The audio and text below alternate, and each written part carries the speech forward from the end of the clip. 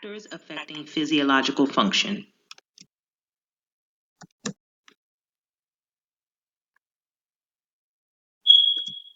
Wonderfully and fearfully made. Our bodies have been crafted in a magnificent manner. Biological contingencies have been established in such a way that regardless of the changes and challenges presented by our environment at any given time, our bodies can make both instant physiological adjustments as well as longer-term alterations so that a consistent internal environment is maintained. Physiological function at rest, but also during exercise, is impacted by several factors which, if understood, could enable an individual to perform more optimally. Factors affecting energy expenditure during exercise include temperature, hydration, and altitude. Changes in internal core temperature can only be tolerated by the body to a very small degree.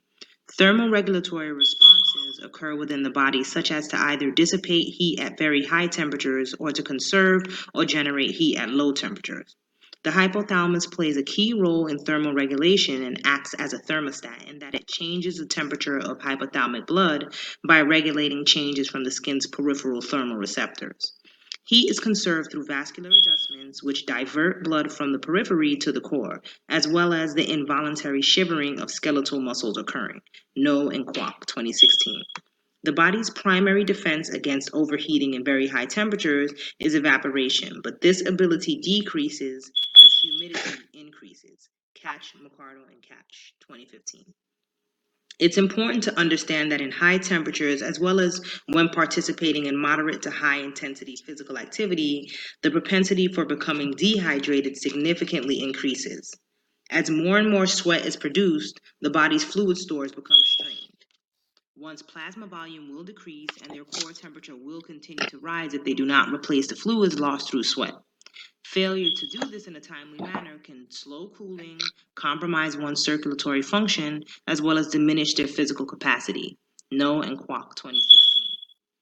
As altitude and barometric pressure increases, the density of oxygen molecules decreases.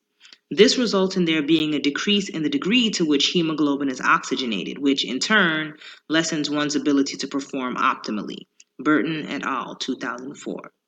As a short-term fix, physiologic responses to improve one's tolerance for high altitudes occur as a result of reduced arterial oxygen density and the tissue hypoxia that accompanies it.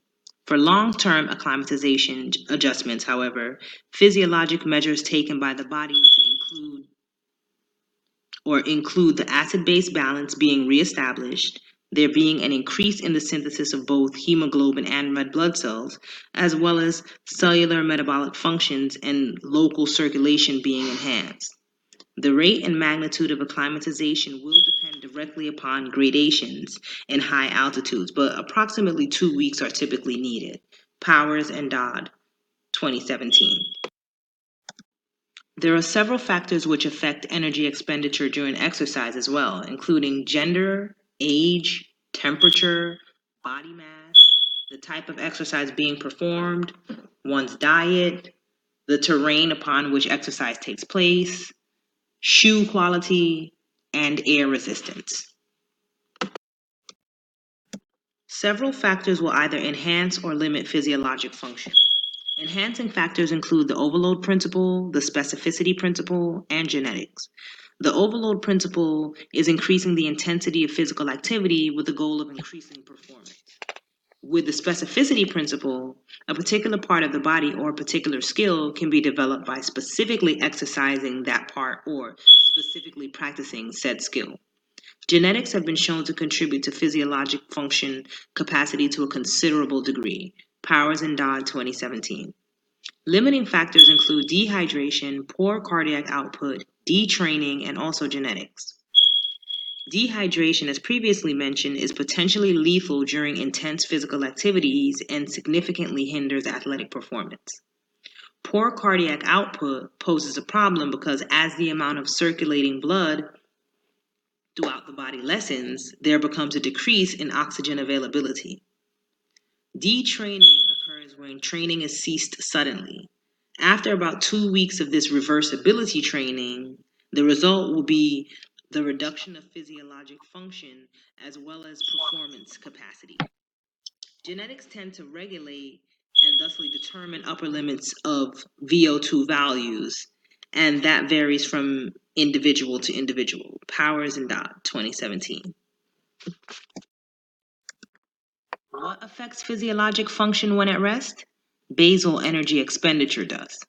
Basal energy expenditure, or BEE, is the energy needed to maintain the body's essential functions when at rest or in sedentary pursuits, such as one confined to bed rest, and it's typically about 1,200 calories per day. NAS 2005. Basal energy expenditure can be affected by factors such as body size, degree of physical exertion, the amount of food and time of day it's consumed, gender, age, and temperature. There are similarities that exist between the factors affecting physiologic function during exercise and physiologic function at rest.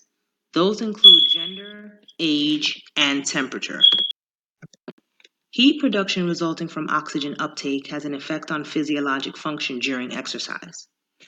In an attempt to reduce the heat production which results from oxygen uptake when exercising, blood pools in the skin vessels to dissipate more heat across the skin. Burton et al., 2014, Section 4, Para 2. Glycogen stores are more easily depleted under such conditions, and blood volume tends to decrease as sweating increases. Additionally, mineral and electrolyte stores will dwindle, which can impair one's endurance exercise capacity, as well as reduce the length of time before the exhaustion sets in. Burton et al., 2014.